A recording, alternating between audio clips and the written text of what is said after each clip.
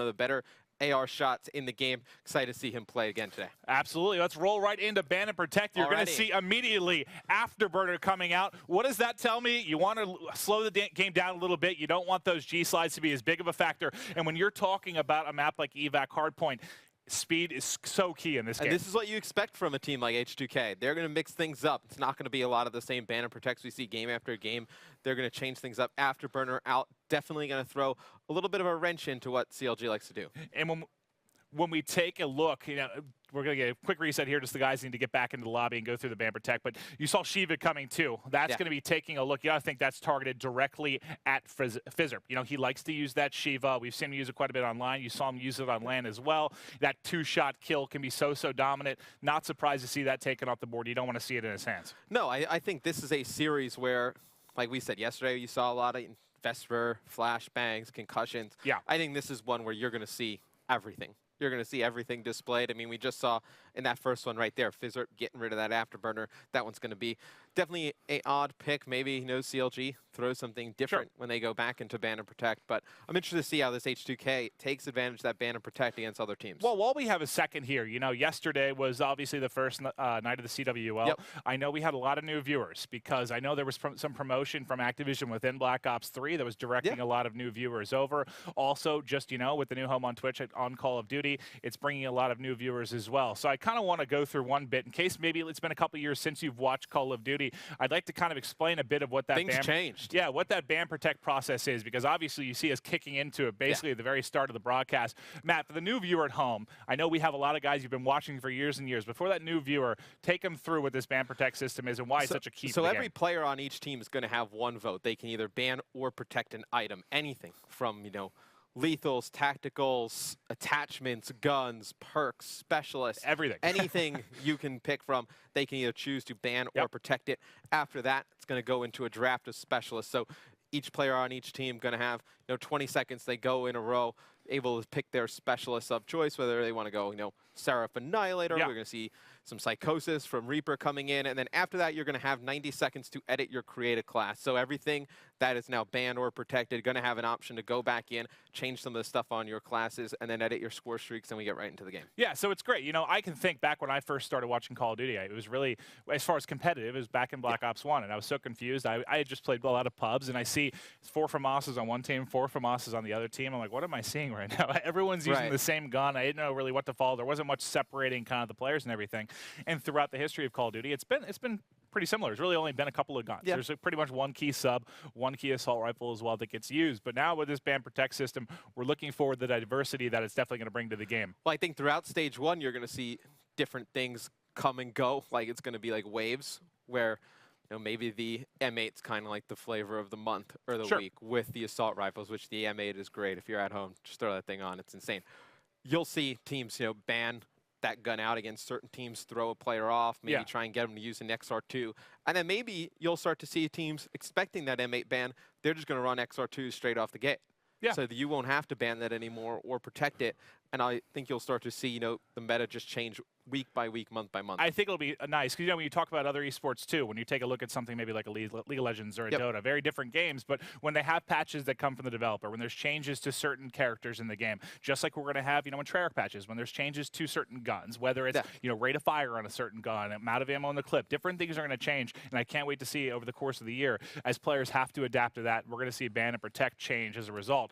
It's just, I like seeing how much more usage we see on, whether it's different perks, different tacticals, everything's being really brought into it now. Even when you can just talk about these submachine guns. Sure. That's one that's really targeted a lot now. In the ban and protect, you'll see the Vesper go. A lot of players like using the VMP. The Vesper, you wouldn't say. Was that, I think that was banned in every single match every game yesterday. If you're a pub player, maybe new to competitive, and you've been playing a lot of pubs, you've been struggling, try out the Vesper for a while. Put extended ammo on that one. Have fun. Yeah, quick draw grip, extended mag, and you will have yourself a pretty good time. But you see that banned out a lot. And then you see a lot of players, they go over to the VMP. They like using that. Over time, does that one get banned as well? Yeah.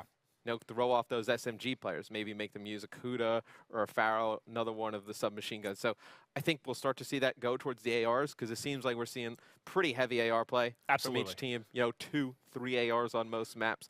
I think that'll be the next class of guns that gets heavily targeted and ban and protect. Certainly could be. Now, I just hear I think it's just an issue with the player getting in the lobby right now. It's just going to be a couple minutes while we wait for them all to get joined up so we can start this first match. So I want to take a look at some replays from yesterday. Maybe you weren't able to watch. I know we got a lot of tweets saying, hey, I'm at work. I haven't been able to watch. Hope you guys are having a good time. Quit your job. Let's hop into it. Right into some replays here. And this is the first match. This was FaZe versus Rise. This was, without question, the best match of the night. So if you didn't get to see some highlights, we're going to take you through some of the replays Without here a doubt. I think the thing that stuck out for me in this series is like FaZe wins that first map. I think we both expected that the guys on Rise were going to be able to take that first hard point. FaZe comes in, steals it. Absolutely. It's a huge map to take. Ultimately ends up leading to them forcing that game 5. Yeah, well, I know we both were taking Rise, and this is kind of the difference maker there too. When Zuma got those full streaks, and that's when he really started to go off. And the thing from that, he wasn't going on 8, 9, 10 streaks, no crazy streaks really. It was just consistently going on those like 3 to 5 streaks, always working towards the ability to get some of those score streaks. And he just had an excellent game number 1. And then we talk about the S&D. This was also one that ends up going the distance. The S&Ds in this game were wild. Yeah, and Octane and Looney really showed up big for Rise in this one. They were the two guys that really put it together. And you see Attach here with the sniper rifle. That was a sick shot. We see that one again. I hit that at home all the time. You cannot shoot like that. I don't. But I think this is the round. You see it was Attach in the back, goes to around 11. He's got a dart. He actually calls it in the back. Rise makes a great play call, though. Instead of going towards B, obviously knew Attach had that dart. They go towards A. They win that second map. And tied 1-1 at this point. When we go into the Infection uplink, this is where we saw it was sort of a game of clutches and a game of throws. And we were highlighting on Clayster a bit because he was always in a position trying to make big plays. I can't wait to see that one that came down to that camo defensive play was absolutely unbelievable. Oh, we're going to see it at some point. I think this is it right here. So you're going to see Clay take out one. He gets heat waved, somehow able to kill that player, pops his camo, kills another one. But amazing play right there. We didn't see he actually had a little bit of an error. He was going towards the back of his base, trying to get that drone off the map. Yeah. He gets cut down by Slacked, and then he's taken out and results in 2 points. So you see the Shiva and Afterburner go right away. We see an Argus and a Smoke go. So these are much different than we saw yesterday. Like, look how long the Vesper lasted. I mean, usually we see the Vesper, that's gone pretty early. That and the VMP go out late. Yeah, that's certainly exciting to see. We're going to get some changes here to this one. Just seeing the Argus really come out's a big one when we're taking a look also at Afterburner. I know we saw that right before we went to the replays. We had the issue with the lobby, but that one, again, is going to be a big key. Let's talk a little bit, just real quick. I want to make sure to highlight some stuff for the new viewers at home because you may not be aware of some of this stuff, but the reason Afterburner is such a big one is there's a way to kind of basically increase your speed in this game with the movement. You kind of do like this bounce slide. With Afterburner, you're able to chain it together. It almost works, like an overclocking. You can really overdrive. You can really cruise across the map. Taking that away slows the game down a bit. It's definitely difficult to do. Oh, I mean, to chain it together? Certainly. I'm not going to say I'm a professional player by any stretch of the imagination, but there are some where I hit it 3, 4 times in a row, and then some I just can't connect with it. We can take a little bit of a look at the specialist draft. So H2K, they're going to go legal with Heatwave. I like that one. Pretty safe pick. He's going to be around the hard points. Him and Lacefield, they're going to go Heatwave and Kinetic Armor. You have Fears and Phizzurp both using weapons, one Annihilator, one Scythe. I like that setup. The 2-weapon, 2 abilities. We talked about that yesterday. 4 respawn game modes. I think that's going to where we see the meta go towards. And certainly we would love to hear your guys' opinion at home. So this first one, H2K on one side, CLG on the other. Please tweet at us, at Maven and Matt Mr. X, and also at COD World League. Let us know who you think is going to take this first series. And it's going to be with the hashtag CWL PS4. Let us know who you think is going to win. We'd love to hear your guys' thoughts. Who do you got? I'll ask I'm going H2K. I absolutely am. I have faith in the rest of the game. I was going to go them as well. You can't. I'm not asking you anymore. We can both go H2K, pal. Okay, that's all right. I have, yesterday I struggled a little bit with the team names. I have a keyboard up here now. I mean, just things getting better and better for you every day. Easier and easier for you, Clint. But I could use all the help I can get. Editing their score streaks. I mean, yeah, that you definitely can. But I think going into this series, I definitely have H2K. I think after their win yesterday against DT, a DT team that's very good online. Excited to see how this H2K team plays. Yeah, they, for me, I mean, it's going to come down to the S&Ds because I think both of these teams' best game type is probably going to be S&D. Are they going to be able to edge out H2K? You know, you have Phizzurp, who plays obviously in a ton of S&D tournaments. We know how much he's on playing in these, you know, whether it's one and dones or 3v3s. He's playing in basically everything imaginable. But that's why I think it's really going to be kind of the respawns that make the difference, just because I don't know who to expect. I don't know really who to favor in these as much. And evac, this is the most sub-heavy hardpoint. I mean, this is one say so. You're really going to see much faster gameplay than something like a Fringe or a Stronghold. Really curious to see which sub's able to go off of these rosters. Just still look out to see how those AR players play. You're going to have Fears and Blfire running mostly the ARs for these teams. And excited to jump into this one, baby. This is a hard point we obviously did not see yesterday. Excited to see the players play this one. Well, they're going to be pushing right into this middle hard point, see what they can get going early. We've got Lacefield here with the Kuda. He's going to be hopping in, trying to find some action here on his right. Is one able to pick that up? They've now got early control, but it's going to be a contest from the rear pretty quickly here, Matt. Yeah, but you're going to see all the players for CLG go down in the kill feed, and we saw the Vesper and the VMP go. The Kuda, the next choice in the SMG category. I think if you're a team that has two very talented SMG players, like the guys on H2K, I mean, they even have 3 Phizzurp running it right now. You try and get rid of some of those popular SMGs, make it more about, you know, the Kuda, the Pharaoh, the Razorback, guns like that. You can take even more of an advantage.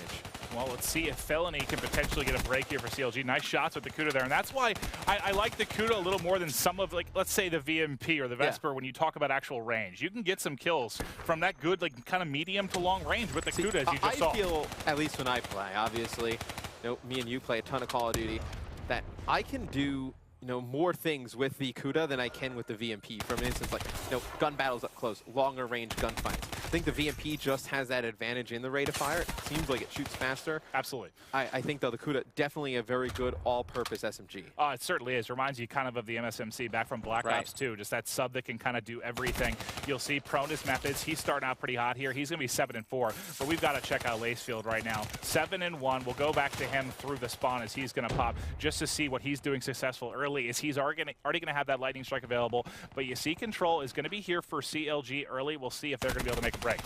Yeah, and he's going to have that kinetic armor. Wondering when he's going to use that Maven. He's going to try and pop that push into the hill when he has a teammate behind him. But looks like everyone's starting the rotation for H2K. They're going to give up the last 15 or so seconds on that hill. And CLG taking a pretty big lead.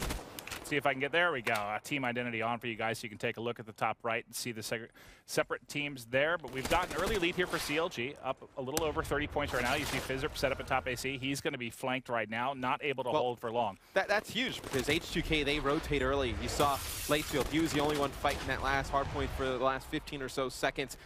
CLG comes in, breaks it right away. Now they're able to hold on to this. You see Felony doing a nice job cutting players off, picks up Phizzurp and Lacefield. Legal trying to work his way through the middle, but when you have a player who can pick up 2 kills like that, stop players pushing the overextension, trying to fight for those spawns, it's going to lead to huge time for CLG. Yeah, I say this is probably the hard point I think that's easiest to really hold, this corner hard point, where you can kind of get set up, get some good control, really push your AR players out a bit, so you don't really have the opportunity to fly at it to some degree if you can get set up. And that was Complex, I think, that flew in with the 3-piece there, really able to break this quickly. Been a bit back and forth here over the past couple of seconds, but still a significant lead here for CLG. You'll see he's got the heat wave, he's got the HC car as well. Let's see how he opts to put these to use, as he's going to be setting up a trophy, and here's going to be the car. Going to fly right in, see if he's able to pick up any of these players coming from the backside. I don't think he got eyes on one going low. Tries to get to the backside, not able to pick it up. Yeah, he saw the guy deep, didn't see the guy in the hill. Doesn't matter, able to win that gunfight. Maven, let's talk a little bit about just hardpoint in general. Sure. You know, we talk a lot about different roles, different positions. We'll just explain the anchor position a little bit. It's going to be that one last line of defense assault rifle player who, in hardpoint, you're going to be fighting for those spawns the entire game. And you want those spawns because obviously there's going to be a favorable spawn closer towards the hardpoint if you're able to hold down those positions. And those anchors are huge on this map. They may not put up the most kills, but you provide your team a better lane, better route towards those hills. Yeah, if you're a new viewer, haven't really watched too much hardpoint, I mean, without question, the most significant part of this game is really just controlling the spawns. Is this hardpoint, you know, it's up for 60 seconds as it begins to rotate around. Look at how far the guys on CLG are spawning away from the hill right now. The easiest way to check is just via the minimap. Yeah. You know, you're going to see the green marker there, locating the hard point. You can see as these players drop and spawn, how far they're going to be spawning. And that's also why you see a lot of people, you know, 10, 12 seconds left on the hard point. They're not even going towards it. They're not fighting for the hill. And you know, some people at home probably like, oh, why are they not fighting for that time? It's pretty worth to fight for those last 10 to 15 seconds. But you know, you better off going towards that next hill, setting up. You win one wave of gunfights, you make that time right back up. Oh yeah, I mean, if you get a good setup for the next hardpoint, that could lead to, you know, 30+ points really early on. As you see a heat wave coming there, that can disrupt everything so much. He had no idea what was going on, but that's me, Lacefield. He picked up 3 before dropping. I'm going to go back to him off spawns. He's 19 and 14 right now. We'll see as they're trying to lock it down. Just under 30 seconds left here as H2K is trying to climb back in this one, and we wondered how the games would go in the respawn. So far, CLG looking really strong, but Phizzurp trying to get something going here with the Scythe. And he's only gotten 2 kills with it, but just the threat of him being there, as soon as the players start dropping to that Scythe, everyone just a little bit more cautious to push into that hard point. You see the players of CLG opting to rotate, going to give up a ton of time on this one to H2K, starting to mount the comeback. Well, and here's the Annihilator out of Fears. We've seen what he can do with this gun. He's trying to watch his backside, able to connect. Second one pushing him to his left. Teammate able to clean that up as well. Now you can see how far they're spawning out right now. I mean, we talked about it yesterday a lot during the broadcast. You know, the use of specialist weapons during respawns when used effectively. I think you're going to start seeing it more. You saw this was a game that looked like CLG was going to win fairly easily, and the Scythe and Annihilator definitely turned things around in H2K's favor as they start to mount the comeback. As long as you hit your shots with it, it is so effective. One shot, one kill. Fear's trying to lock him down, almost shooting a player in the back there, but able to stop.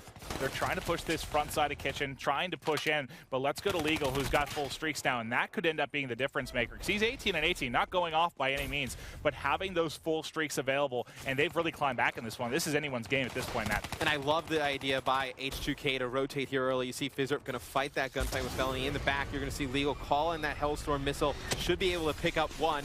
Now, Lacefield going to finish that player off. He actually went for an HC car. He actually went for an HC car. Saved his teammate, I think. Saved his teammate, but I think it was Lacefield actually able to pick up that one kill. But you see the pinch coming in on the minimap from H2K. They're able to win the gunfights in the hill, take it back, and I love that decision to rotate early. It's exactly what we talked about. You play for those hard points where you can take a ton of time on. When you have an AR player like Fears, who can lock down this left-hand lane on this hill, can definitely get a ton of time. Yeah, this, again, I think is one of the easier hard points to really maintain control. It's contested right now. Let's see if they can get the break. That's going to be 2 down.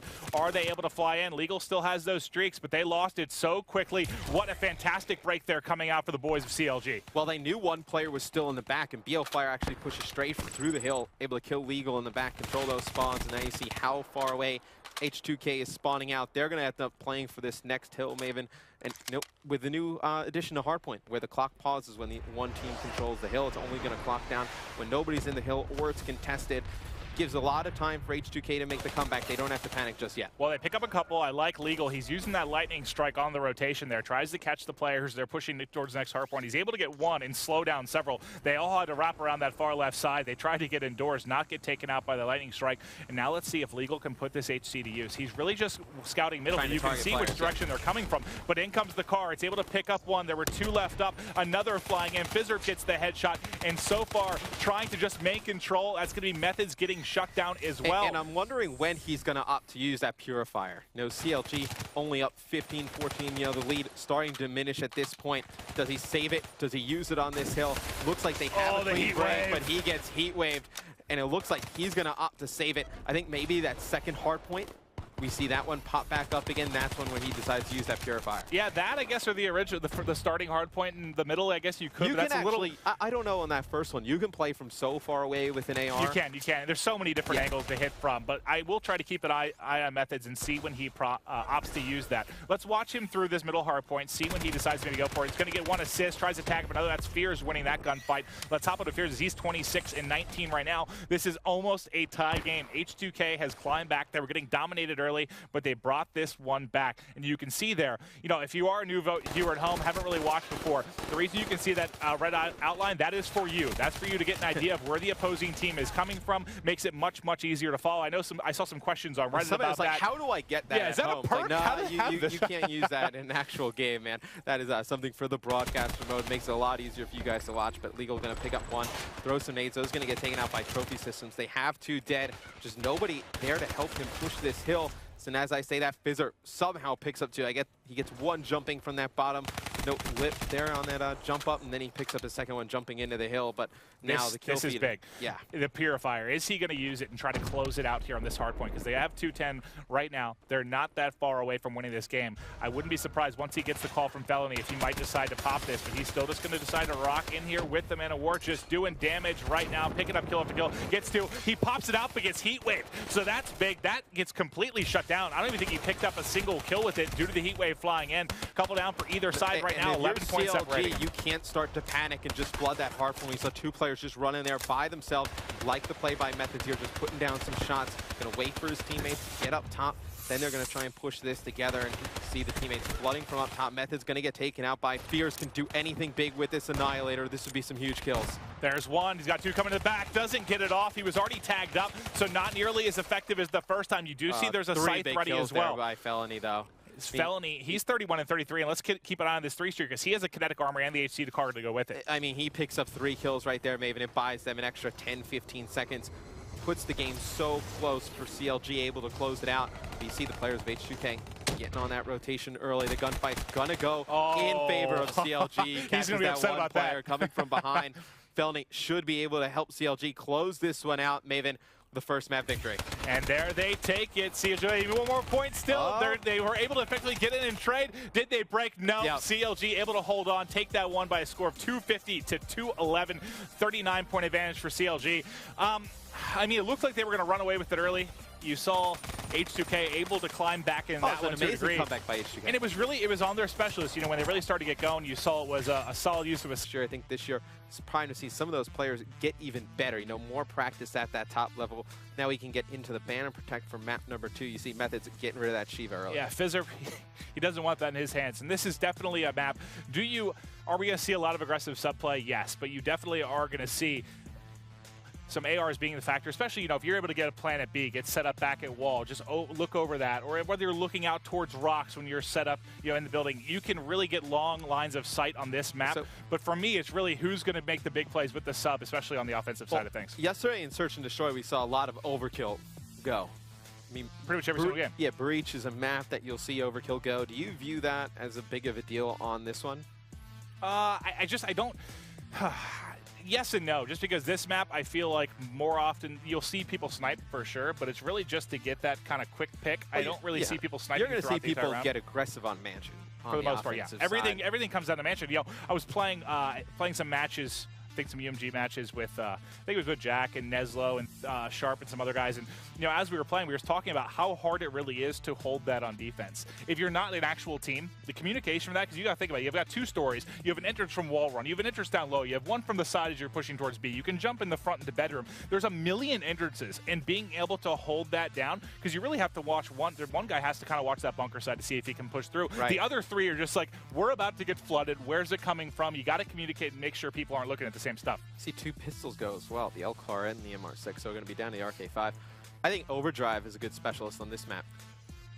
Especially, you know, with the timings, like you just said. With the wall run by Mansion, you can go that second story. Yeah. If you have Overdrive, you can even cut all the way through mid and go in through that side door. Yeah. That'd be something nobody expects. Offense, it's really just about, I mean, if you can get that first kill in, I mean, I know people call it a lot of different things, a building, whatever you want to refer to it as, the giant building in the middle of the map. If you can get that first kill, it creates kind of a frenzy for the defensive side of things. You're like, oh god, one's in, so one player rotates, what you then this is open. Well, that's what you want to do messy. in Search and Destroy on offense. You get that first blood, forces the defense to start rotating, making some decisions, just opens up more spots on the map. So first blood, huge for the offensive side of things. We see the Banner Protect, the Special Strap come in here. Kinetic Armor active and Heat Wave so far for the side of H2K. You got Vision Pulse active and Kinetic. So Vision Pulse going to be used by Methodz.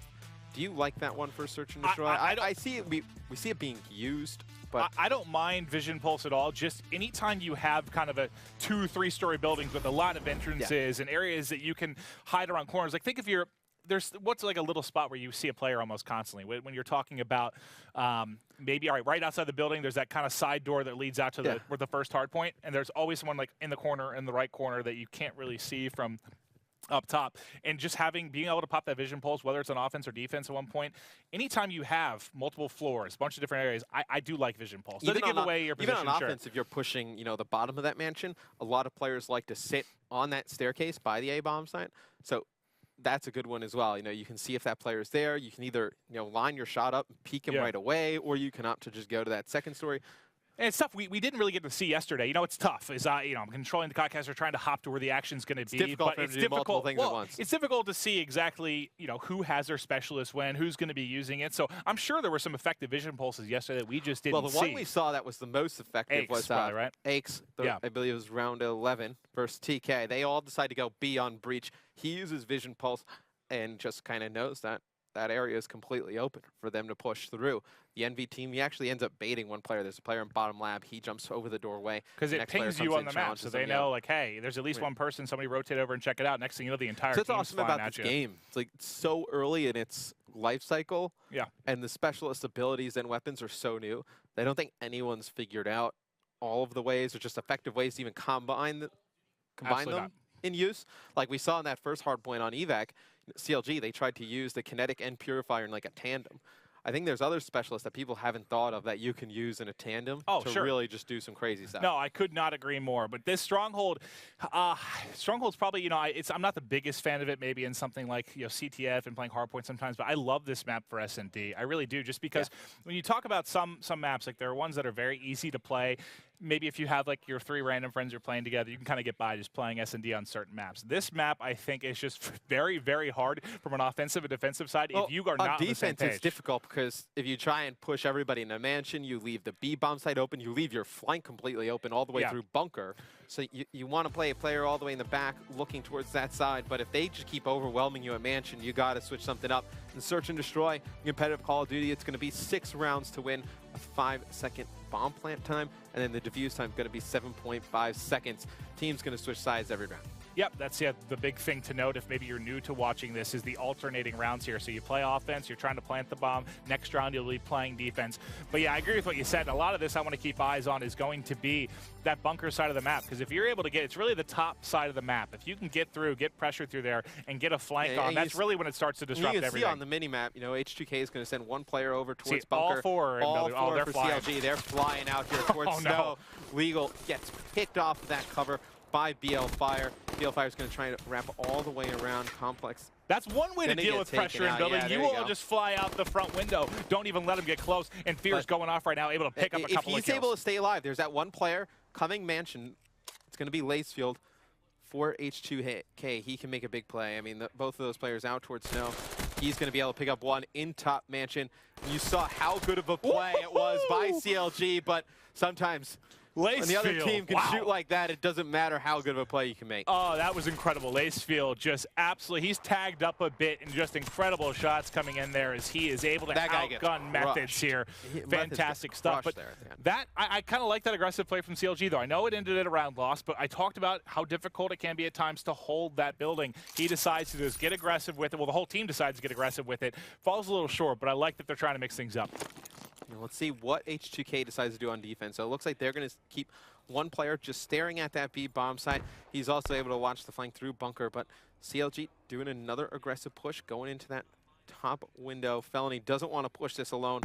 Going to be a stun coming out of one of the players. Perfect push right there by CLG. Should be able to trade these kills, get control of mansion. And Methodz, I think, saw at least one in the back. That was an incredible first kill there from Felony. You know there's going to be a player sitting kind of behind table or bottom behind couch pretty much at all times. He flies right in, has that pre-aimed, able to win one, but it is going to be Phizzurp by himself, the S&D mastermind. What can he do? He gets tagged up early. He's got to get out of there. Not able to run away. The M8 from Complex going to be a little too much, and this one will be tied up 1-1. Both teams able to take their first offensive rounds.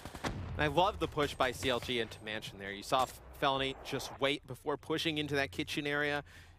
I think it was a stun by Methodz following him up. Got that guy at the end of the table. You saw Felony use that wall run, picked him up pretty easily. And then right there, they just trade the kills effectively.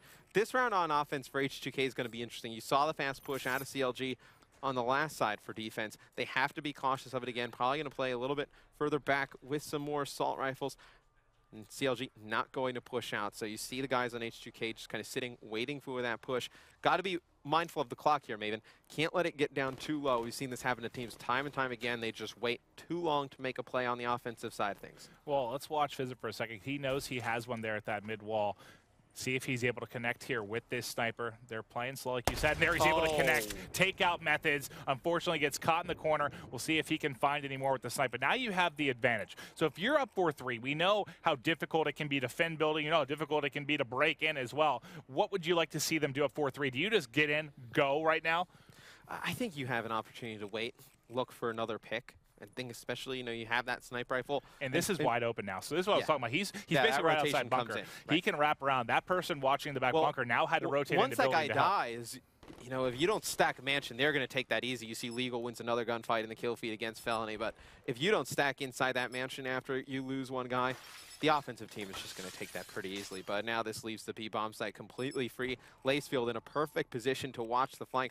All the other players on H2K have to do is worry about this mid-cut, worry about them coming through the mid-snow area. And he should have had one. Legal played it perfectly, waiting for somebody to come there from mid-cut, but not able to take the player out. He still has him tagged up. He's providing enough of a distraction. Now it's Lacefield trying to check the bomb. He does see there's one on it. Gets shots in, not able to kill him. Can he pick it up? Finally, he's able to take out Blfire, but now it is going to be a 1v1. So Legal in good position to deal with that exact play, but does end up dropping. Now, 1-on-1. Can Lacefield do it? He doesn't have enough time to check. Is he going to be able to get it? He'll be able to pick it up. Lacefield went big in round 1 with the final 2 kills. Going to get the final 2 here as well, as they're going to take a 2-1 advantage. Player, once you're able to cause some movement on the defensive side of things, force them to stack inside Mansion, it was Lacefield. That big play going all the way around bunker side. He was able to pick up one player on bomb. I mean, if he's not over there and he's playing snow with the rest of his teammates, that player diffuses that bomb round over. That's why I kept trying to point it out on the minimap. You know, as soon as you get that 1 kill on offense, typically the player watching flying through bunker is the one that's going to have to rotate to help building. You need 3 people in there. It's so hard to defend with 2. There's too many angles that you have to actually watch. So you'll see him rotate over. Even with 3 players, right? If they decide to push it with all 4, somebody's got to come up big, pick up a 2-piece. They're not going to be able to trade those effectively. You see CLG, I think they're going to go back to that same play they did before, Maven. They're just looking through that top Mansion area. You see Felony hit with a stun. See what his teammates decide to do. See if they can force some kind of movement. And they're here, playing they're playing a more passive kind of building defense, I guess you would say. A lot of times you'll see teams play a little more aggressive. You'll have a guy in bedroom kind of watching rocks. You may play a little more aggressive down below. They're playing very, very passive. A lot of them are almost back towards their spawn at this point. Yeah, they have There's 2 players in the back. So they had 2 players in Mansion. They had 1 player down by the A-bomb site behind the couch, and then they had 1 player up top in that dining room area, that kitchen table. And then the other 2 just played in the back of that spawn. They're going to give the B-bomb site to CLG. Now just try and play for a retake here. And I like the play by H2K, that you get a player on that B-bomb site, forces these players on CLG to come out and challenge. But you know, the man advantage just too strong. Nobody in position to trade that kill right there with Lacefield. Don't think it would have went in H2K's favor, even if they did. Good offensive round from CLG. And that's exactly what you got to do when you get that first kill. Use those numbers. And you saw as soon as somebody dropped, they all kind of just backed out of the building, like just kind of gave it up. They're like, at this point, all right, we'll give them the plant. Let's try and do a retake. See if we can just pick up a couple of kills. Maybe catch him while he's planting bomb. Your options get pretty limited. This is one of the harder maps, in my opinion, to play from a man down. They give up, you know, the B-bomb site pretty much. They have a guy watching it. This is what I mean. Usually you have someone much more aggressive here. At least, not necessarily pushing 2 from wall runs. The Legal just got all the information in the world. He knows exactly what they're doing. He knows 2 have flown out. But look at this. They're rotating right back. They're going to get right out of dodge, rotate back. Well, look at how slow it forces H2K to play. Oh, my God. They haven't moved up at all. I think we're going to see a fight go up down in that bunker area. They know Lacefield's trying to get control of that. Such a power position he got into the last time. CLG doesn't want to let that happen again. Yeah, so 30 seconds plus, we're at 40 seconds now, has been burned, and they haven't even crossed the halfway point of the map because that early aggression just scared Fears on one side. It was able to back up then Lacefield at a bunker as well. They also learned that they don't want to peek in case Phizzurp has that sniper rifle in his hand. How important the side of bunker can be. Yeah, once Lacefield gave it up, now they give it to the defensive side of things, and Felony is in a prime position to make a play. As soon as he finds out they're pushing into he didn't Mansion, see him to the left. No. And he's actually going to get caught. I believe he was on the screen. I know it can be tough to tell with X-ray sometimes, but that was the perfect play, the perfect flank that just didn't work out for him. Now, he does have a heat wave here. How does Blfire decide to use this? He's got one up by wall run, not able to spot him as he had one low by car as well. Now Methodz trying to come in. He's going to get gunned by Fears as he's going to pick up the final two. And that's, oh, God, that's tough. It was dangerous because the clock's running down. They took a lot of time to make that push. They really played it very, very well on defense. I mean, they slowed him up. Felony sees that player, they win the round. I thought they had played it almost perfectly. It's just because he missed that player. If he got that first blood, everything goes very differently. If he kills that one player outside of Snow, they pinch them inside of Mansion. That's a round win for CLG. So, nope, Felony with a little bit of a miscue. Don't know if we actually saw him. It's tough to tell sometimes with the X-ray whether he was behind the rock or not. But here they go, getting aggressive early, and that's going to be the first kill coming in for Felony. Methodz able to grab one as well as they're pushing into bottom bedroom. And you still see they're so worried about that flank. There's a player still waiting up there watching bunker, but now he's going to rotate over and help. Is they have a 3 versus 2 advantage. Might as well get the bomb down, work then from that position. See, Complex was watching the back here. Let's see how the two players on H2K decide to attack this. It's going to be Fears and Phizzurp, last two live. Does Fears not see him sitting right next to that tree? Oh, God. He was just sitting right in the corner. Are the players blind in this game? Yeah, I'm the old one that needs glasses. That's unbelievable. He was sitting right there. There's the vision pulse, and he that's going to give away his position and get caught there. Unreal. Fears having a good game, but that is a rough one to swallow. I mean, he sees Methodz just sitting there in a corner doing absolutely nothing. Doesn't see him, then pops a vision pulse, gets tagged from behind. Phizzurp trying to do something incredible here. 13 seconds left, has to take out 2 and defuse the bomb. Doesn't look like he's going to have enough time. No, they're just dipping and diving. Not much he can do, as this one's been so back and forth. And that's another position. He was so out in the open there, I thought he was behind something. I was like, there's not a rock in that corner. What's he looking at? It just looked ridiculous. Like, look at how skinny that tree is, and then it's just Methodz' large character. Like, look here. Then I thought for a second maybe he was playing it slow so he could pick up both kills. But once he killed the one he turned, I was like, oh, he definitely did not see him sitting there. Right, that would have been a good play. If he would have saw Methodz there, knew he had the jump on him anyway, killed the player on bomb, then took him out.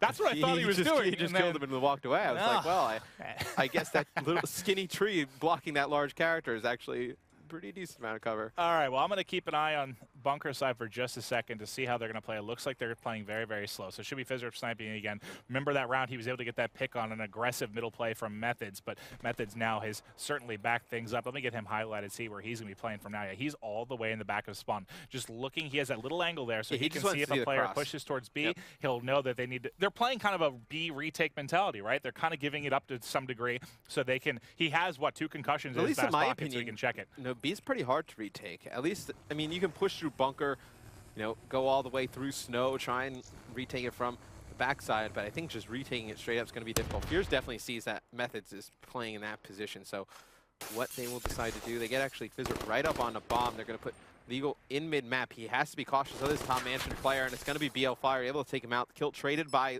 Lacefield, though, so not the worst That's a good position. trade, Yep, it's a good trade. It's going to be Phizzurp taking out Methodz on the bomb, so it's going to be Fears. Last one alive, pretty far away here. Maven, don't know if he's going to be able to make this play. Well, he's able to get one, just has one more to deal with. It's going to be 1v1 here. Fears still complex. He sees him, he gets jumped in. He's got to reload. He's got to throw him in his back pocket. Can't get it. Why are you challenging? Get out of here. Run away to some other map, Fears. If you end up on evac, no one would blame you. He had a large field full of rocks to hide behind. And the only thing directly to his left. Only thing he would have been at risk of is maybe if that player turns and goes straight for the defuse, maybe he doesn't check it, but still, it's better than that. You can get into Mansion and look. He felt confident that I guess he could win that with the RK5. Look at this was one of the more awkward gunfights you're going to see in Call of Duty. It's like, I'm going to take my chances. The chances did not work in his favor. No, he probably, he could have a chance to take that one back. I bet you he would have opted to run. All right, he needed a glitch. I guess rewind and try again. Here we go. 3-4 is going to be the score. Let's hop over to the offense here for CLG. Blfire, 7-5. They got 2 specialists. You got Heatwave and Vision Pulse on the side of CLG. And you have... Oh, and you have active, so you got 3. You've everything. Oh, God. Oh, everyone's loaded up. So I don't even know where to go right now with my hands. Yeah, I think you're going to see the HCXD going to just kind of lead the way. They're going to be able to see that one player. Now do you use active to challenge this guy? If you see he's there, or he just fly in, but unfortunately not going to be able to clean it up. Does he have someone to clean it? Yeah, there's Complex able to fly in. So that's a little bait and switch kind of with the car there, as he's able to go in. They're going to get it right down. Complex still has his kinetic armor. Now, do you push to their spawn and pop his kinetic, see if you can get one? Doesn't even have a chance to do it, as he's going to be taken out immediately. Yeah, it was illegal actually using his active camo, getting right up onto bomb, and as soon as it goes down, 2 players taken out at the hands of Legal on the bomb site. But it's going to be 2-on-1 here. Never mind, nice Legal shot. With an amazing snipe, working on an ace here if he's able to pick up this last player. Unbelievable. Legal starting to come alive. He was, what, 2-6 before this, as he's working on a potential ace, and he's got 15 seconds to work with here. We'll take a look. Blfire going to be set up really right top right. Going to be flying over his head. It's awkward. He gets hit with the heat wave. He can't find him. Where is he at? And he's going to be taken out. He lasted way too long. As soon as he got heat waved, I expected that one to end. See what this looks like from Blfire. Pretty much all you can do. I guess affect the bomb a little bit. Once you get heat waved, I mean, the only way you're getting a kill is if the player's directly in your crosshair. Like we saw Clayster get a kill last night, because it was more luck. Or if the player on the team just misses an entire clip. Yeah, missing. I mean, but you're not going to see that in a game like this. Yeah. All right, 5-3, CLG. Are they going to be able to take the game 2? They already were able to take game 1, that's the one we weren't really sure about. Well, any of these, really. Yeah. The respawns, I wasn't sure who'd be the more competent team in S&D. On offense, the only thing you have in terms of abilities loaded up is going to be kinetic armor. Felony with a nice use of camo, pushing in, just disrupting the push of H2K. You see Complex picking up a kill with the HCXD, putting that man advantage in favor of CLG. Yeah, Methodz with Vision Pulse. Definitely, I think this is a round you decide to use it. Maybe gain that information. Yeah, in this game, you have the kinetic armor of Complex as well. I think this is definitely one you use that Vision Pulse, see where the players are going. This should be game. You 3-2 advantage, 2 specialists versus 0. They should be able to wrap this one up. And I think you use both of them this round with that man advantage. You should be able to close this one out. I mean, if you use both of those and you can't close out a 3v2 scenario, you are not going to win many games in stage 1. And I don't even know what options they have right now. Do you just try to get bombed down? Do you try to push through their spawn potentially and pick up a kill? They've searched all through building. I guess challenge this player in the back. I mean, he was by himself until Blfire rotated back. Now they're going to plant, but now Blfire is rotated over. He's going to be ready to jump on this. They're going to wait for the plant. And they catch one at car. Blfire gets him. It's just going to be fierce. He's 9-6, leading his team. Can he clutch it in a 1 versus 3? The Vision Pulse comes in from Methodz. That's the time you use it. You're up. You need one more round to end this one. You have the Vision Pulse. You have to find the player. And Methodz does a really good job using it. Tags him up from behind. Close it out. CLG now up 2-0. Well, even if both players were alive, let's say Legal is alive as well. Once that bomb goes down, Methodz pops that Vision Pulse. It'll take eyes on both players. Well, you can see where they both are. Exactly. And then you just pinch on them. And Kuda, it is a huge difference. And you see Legal gonna protect the Shiva there like, early. thank you. Right, that is I appreciate it. Well, I mean, right after that, you expected high caliber to be gone. If you have high caliber on the Shiva, yeah, okay, well, let's go through that. So that's one thing I want to kind of focus on today, especially for the new viewers. Yeah. Why some of these things happen maybe. High caliber, the reason that's a big one, you'll see it taken out in a lot of games, but especially with the Shivas, because that Shiva, what the high caliber does, it's basically an increased multiplier for headshot damage. It ends up being a one-shot kill to the head. So that's a big reason you'll see that come out. Vesper, you're going to see banned pretty frequently, because right now, pretty easy to say it's the most dominant submachine gun in the game. And then Afterburner. This is one, again, when we see this being banned, what it tells me is they're trying to take the G-Slide out of the game. They don't want to have those 3, 4, 5 chains where you can fly down tracks. All of a sudden, the flank gets hit in 2 seconds. So what I was going to say is with Afterburner gone, that makes Overdrive very good on this map. I mean, you can pick up that drone, get to the other team's base rather quickly. That's the last ban. I like that one from CLG. That's probably my... I think the G-Slide is cool in the fact that it adds kind of this skill gap for people that are able to do it, but I guess my biggest issue with it right now is it kills the effectiveness of Overdrive. It really does. So now, with it being out, I like that it becomes at least a conversation in Ban Protect, because you need to either ban it, or if you don't, it's going to be in the game for sure, without Afterburner. It's something we haven't actually seen teams do or try yet. Like, what if a team, for instance, I mean, we see how Afterburner affects CLG, right? They have to, that ban by H2K directly affects what CLG has to do. They have to get rid of Overdrive, or they opt to, risk it, play with it in the game. Do we eventually see somebody, argument's sake, ban Tac Mask? If you ban Tac Mask, does it force the other team to use 2 of their ban and protects for flashes and concussions? Do we ever see something like that come into play? Well, yesterday we saw flash and concussion taken out of every game, even with Tac Mask. I think the main issue right now is that players aren't running TAC Mask. They just aren't running TAC Mask or Flak. So really if they're not running it, why would you even ban? Just so they're not there, so you don't have to deal with them, I guess. Like, they don't want to use TAC Mask. They don't want to have to use it. They want to run Blast Suppressor. If it's S&D, they want to run Dead Silence maybe as well. So you basically... well, let's say even if you protected flashbangs, not even with the intention of using them, well, and then it forces the other team to use... That, I think, is a better way to look at it. Right. If someone protects some of these concussions, tacticals, that then I think is going to force people to potentially have to use TAC Mask. Because right now, I mean, even if you didn't ban them, I don't know that I'd be that worried about it because people aren't really using them. Look at what H2K did during the qualifier. They got rid of Flak, forced the other teams to get rid of War Machine, frags, Sem Texas. It's like almost all of your ban and protect votes used that right there.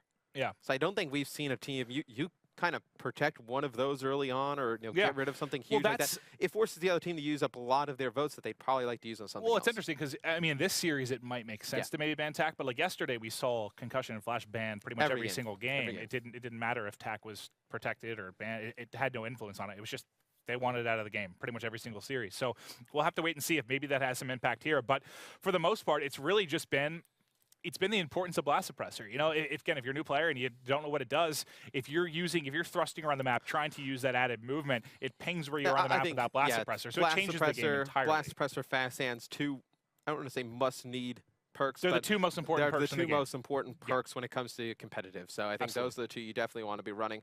We actually go into the menu. We can show you guys who's going to be running what specialist. So Methodz going to be using active. We have a kinetic from CLG, Heatwave, and a Scythe. And then on the side of H2K, you got kinetic, active, Annihilator, and Scythe. So H2K yet again going with the 2 weapons, 2 abilities. And then uplink for all you new viewers at home. Score limit's going to be unlimited.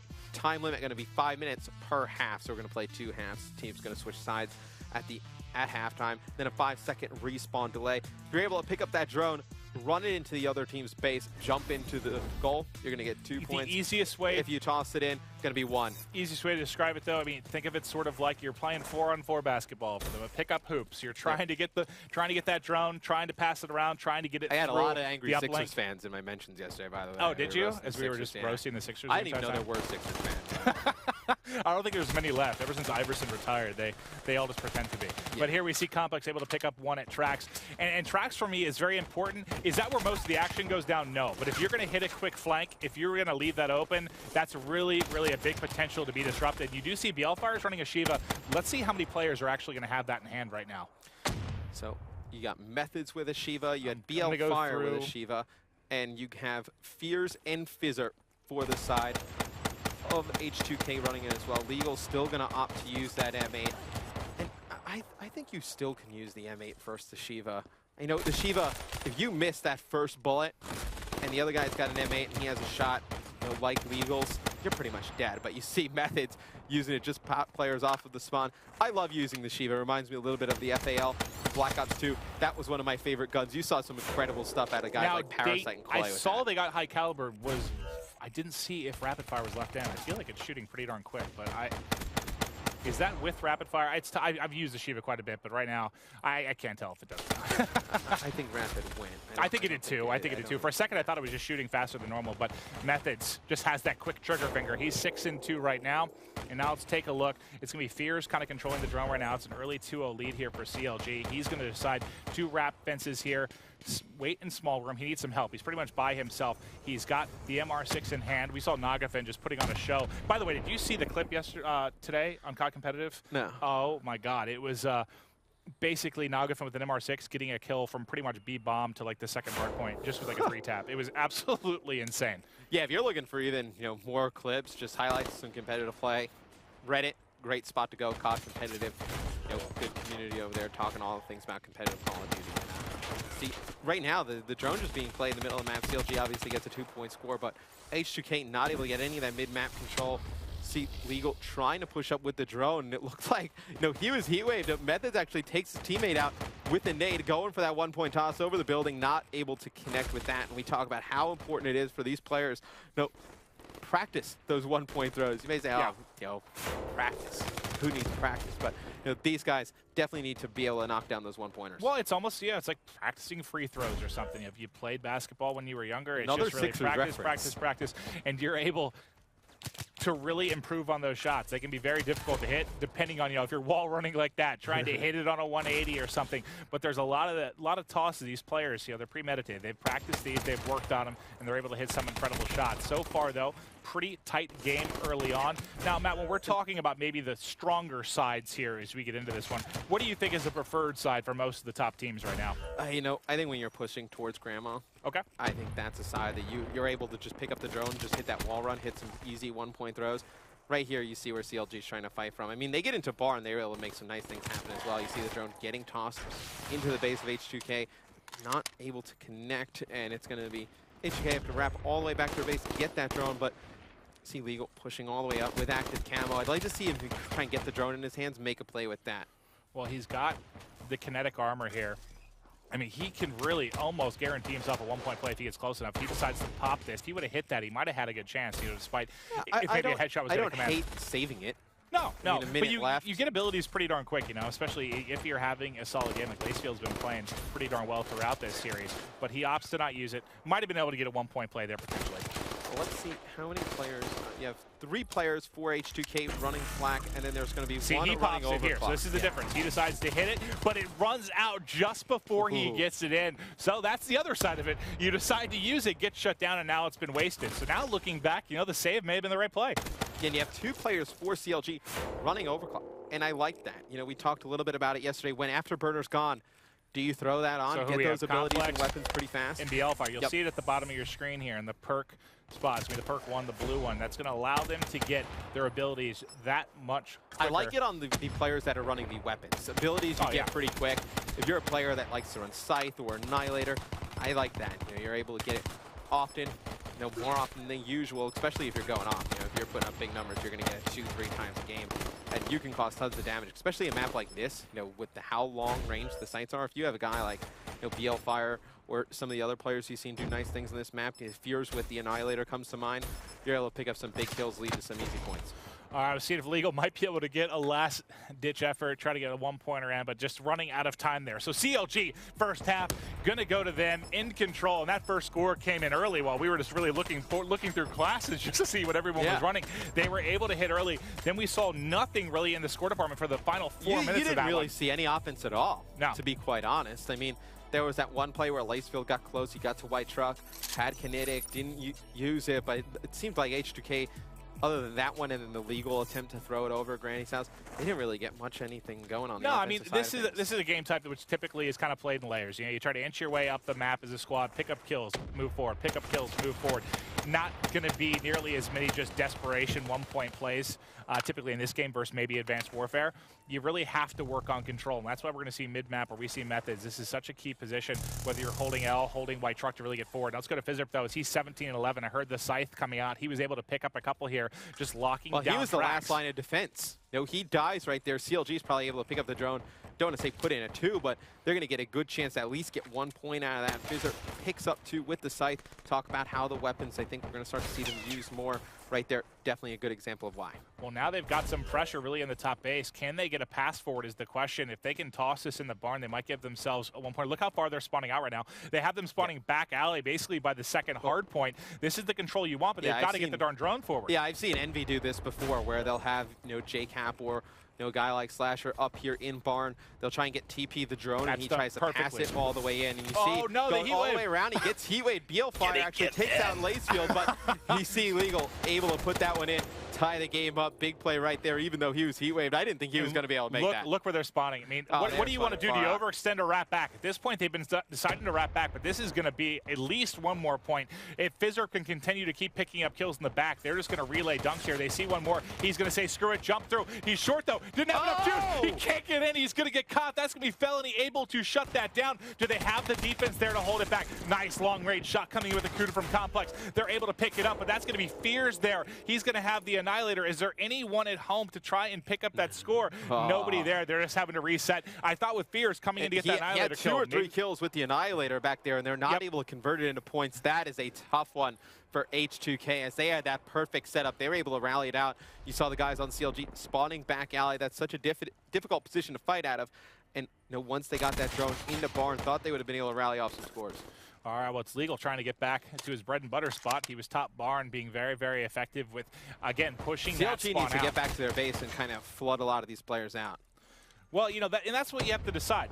When you get pushed out to that alley spawn, do you have to go back and take control of your base? Do you try to overextend and take control of middle to try and get the drone and cut it off? You overextend and don't win the gunfights. If you're going to get punished even worse, right? It's just going to get even worse. I think you rotate back and you try and get control of your base. I personally hate the idea of going the headshot through the fence there for Legal. Now, he has the camo. He's going to toss it in. Do you pop this camo to try to go back there and pick it up and get a dunk potentially? You got two teammates that have won gunfights by tracks. You had some help. Seemed like Phizzurp picking one up in top Barn. Fear's a little bit slow coming on the overextension. Look at this. Blfire has a chance to bring this one back alley, or at least get some yards on it towards a teammate. It looks like they're going to be able to run this. And this is a map maybe a lot like Infection, where you can throw the drone cross lane. Like, if they would have had a guy set up mid-map, Felony would have been able to go from auto and throw that one towards that player. Nobody in position. He should have waited one more second. If he had Methodz behind him there to try and pick up that kill, especially if they get a combo with that well. camo, yeah. That would have been a fantastic play. The Felony just tries to get a little too aggressive, I think. Tries to get forward a little too quickly. And every shot missed there. Who was that? It was Lacefield trying to take out the car. Not able to connect, but they've got it forward here. Are they going to be able to fire through a score? It's going to be Blfire, and he gets the dunk right as he was about to confront a player. His teammates able to clean that up for him, and they've got a 4-2 advantage. If you can get control of that Granny's area, and you can get that player with the drone up to the front, you can wall run around that corner. It gives you pretty good cover, able to jump in for those 2-point scores. All right, well, CLG has control yet again, Matt. Look at the time here. Do you try to play the clock a little bit, dance around in your spawn, maybe throw it out, or do you keep being aggressive? Because you end up, I don't agree with Turtling. I think Complex was going to, I originally thought he was going to wait there and try and heat wave the guys coming around the corner, but looks like he's going to wrap this one all the way around to the opposite Just side dance of the around, map. right? You only have 60 seconds left. Well, here's that throw I was talking about. They're going to throw mid. Yeah, they're going to try and throw this one across the lanes where Blfire was. And do we see that happen on Infection a decent amount, where you take the drone all the way right, force the opposing team to rotate over, and then they're going to have to think of, soccer, that's a huge play. You bring it out wide, you have that massive cross after the defense shifts over, but ends up leading to incredible plays. Same type of mentality now here they were trying to pull your team off the spawn here to go all the way to that opposite side of the map. You see Phizzurp and Lacefield pick up 2. Legal with another one. It's going to be Methodz, the only one in the base for CLG. Needs to go big here. You see the kinetic armor popped at a perfect time by Lacefield, putting in a 2-point play, tying it up here. Do we see H2K come back with a late second score? You have Fears getting the pass off to Lacefield. He's in top Barn. He needs help. 10 seconds left. Looks like the drone going to go into the hands of CLG. So they should be able to hold on to this one to force OT, but fantastic plays there in the final seconds by H2K. If they had a camo to pop, or anything, one kinetic perfect armor left. On kinetic armor by Lacefield. That was fantastic. Yeah. They were one specialist away from really rallying those 3 points in the final 30 seconds there to be able to take game 3. And that keeps this series alive. You're just tuning in. It's a 2-0 advantage for CLG. So that clutch play at the end there by Lacefield and company keeps them alive here for overtime. Who do you want to watch as we kick off OT? Let's see. Let's cycle through and see who has abilities or weapons. If we have, we see just an HCXD out of the side of H2K. It doesn't look like anybody close. No, not at all. I mean, we saw the scythe being used. I think they used a lot of their specialist abilities when they threw that drone cross lane, and you're going to see Lacefield with the HC not able to pick up that kill, but 3 kills in the kill feed come in for H2K at the beginning of the round. This would be a huge early score if they're able to convert here, Maeve. I thought they had a pretty good advantage here, but the spawn being favorable in the back corner. Can they get the 1-point toss? Tries to toss over the building. There it is. Beautiful. Nice toss coming in there as they're able to take that 1-0 lead. 28 seconds. That's a pretty darn quick score. That's just about as quick as you can do it. I mean, they get this 3 cover down here. Off the this kill is huge. Fantastic shots by Lacefield. If he doesn't pick up that kill, Legal might get dropped there. Yeah. How many SMG players make that shot? Not many. How many SMG players hit that guy? Maybe, was he weak, or are those just perfect shots? I don't know. He drilled him with a bunch of shots. Not many SMG players in the world able to convert on that one easily. Oh, that was disgusting. Good stuff from Lacefield, able to cover his squad mates. They're going to get the 1-point toss through now. You can see clock winding down. CLG has to score quickly. Seems like half the time already off the clock. Methodz, though, able to pick up 1. Can he get a second on the corner? Not able to grab it. 2 down, make it 3 with the 5-second respawn. This should be it. Unless Complex somehow pulls off a miracle, this game will be all but over. Time just winding down here. Final seconds going to tick away. H2K able to stay alive into a more sub-heavy game, but yep, Shiva first. Not surprised to see that whatsoever. That cannot happen any faster. Yeah. Yeah, Complex knew exactly we were barely loaded in. Yeah, Complex knew exactly where he was going with that one. So we'll see how H2K decides to respond. Afterburner, you know, we've seen that go. Almost everyone in this series. Do we see Overdrive go at some point as well? CLG, I believe, banned it in the uplink. Do they go back and get rid of it here in the CTF? If Afterburner's gone, I think it has to be banned. Again, I don't think you're going to see any play on that exact on that potential specialist unless Afterburner's taken out. If Afterburner is taken out, you're going to see it protector banned, I think, every single time. Or you should at least. If you're trying to slow down the gameplay to a degree, if you take out Afterburner, why would you leave Overclock in it? It just doesn't make sense. Yeah, no, to leave Overdrive in, not the best decision. You see Rapid Fire is going to go as well as High Caliber. Vesper, no surprise. I want to see the Vesper just be used once. In North America, I don't know if it's ever going to happen. We've seen it. We've seen it in Europe. We've seen it in Australia. We need like a Vesper counter. And there's the Overdrive. Well, Vesper. We've seen some awesome stuff in the other regions, by the way. You brought that up. Oh yeah, we absolutely have. I saw Reedy dropping like a turret in the back of somebody's base on Infection Uplink. I'm like, have fun with that. I saw Guardians, people getting toasted. Yeah. It was a lot of fun. Yeah. All right, well, here we see Kinetic Armor and Active Camo. So Specialists really getting hit hard over the final three. It's pretty heavy. Yeah, I'm trying to think of what. So Kinetic Armor, Camo, and your Overdrive, I think, are the three best to lead to potential scores. Just, you know, obviously, if Camo hard, if you're Camo with the flag, maybe to get a pull, whether it's a score. Kinetic Armor also, it makes it a lot easier to score under fire. And then the Overdrive, you know, we've talked at length about that with the speed boost. What do you expect now? Do you think it's going to be a 2-2 split like we've seen? Well, we already see two weapons out of the side of H2K. You got to think it's going to be followed by two abilities. And then on the other side, Psychosis we haven't seen yet in this series. I like this one because we talk about how much slower CTF is. So it's a lot more people L-triggering, holding angles. Psychosis is a good way to kind of get some scouting information on those potential angles. Yep, throw those drones out as decoys. You know, players just pop in. Lacefield's going to finish things off with a Vision Pulse. Same with Methodz. You know, two weapons on the side of H2K. How does Overclock come into play? Did those guys with the weapons with Afterburner gone? We really say, I think CTF, there's not really a reason to run flak. We don't see stuns or flashes go. There's not really a reason to run flak until Bomb a team's carrier and S&D. Yeah, but until a team's punishing you with grenades or something, I just don't see any of these league matches really being flak heavy as far as, you know, multiple players running, because it's just not really that necessary. Right now. You don't see many players running grenades. Do we see stuns and flashes coming into play here? Those don't get any action during ban and protect. This is so different than yesterday, because we saw those two go pretty much every single game. They have it at all here. I wouldn't be surprised. We saw Methodz. I know Methodz and S&D was running double concussions, but I don't think we've really seen that much in the respawn. I thought a flash got hit, but it was heat wave. We can see somebody with like a tactician maybe. No smokes and stuns. Smoke certainly help in CTF. On both, yeah. I think that definitely. Well, Active's gone, so that's one that's good to combo with smoke. Lacefield and Methodz, those guys using Vision Pulse. Would not be surprised to see them running smokes. We saw Scump try and do that yesterday. No combo the smoke with Vision Pulse, able to obviously see through it, pick players off a little bit easier, know exactly where they are as you're approaching through smoke. I think this is one we could see the stuns and flashes come into play. No, you certainly could. And it's one where I think streaks are going to play a big role, especially if you're able to get that Cerberus. You're able to set that up at the back of the base or in the middle. Well, that's what we've seen. Well, we've seen some crazy offensive plays getting around the Cerberus, thinking back to the qualifier EU, that play with Elite. Play, go look that up.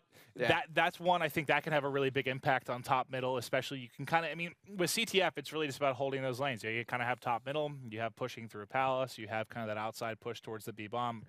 You're going to have these kind of three lanes. That's how most of the maps are set up. When you have a Cerberus, and you can kind of lock down one side, right? What is it? How does it take four AMPs or whatever it is? Yeah, so that can certainly be a difference maker. We'll see who might potentially be playing for streaks in this one. But, yeah, that's going to be kind of what I watch for, because most of the caps we've seen in Black Ops 3 has either come down to a big specialist play or a big use of streaks a lot of times. And first cap in CTF is huge. You're able to get that first score on the board. Don't want to say turtle your base, but you're able to have the other team get a little bit antsy, go on the overextension, take some advantage of that.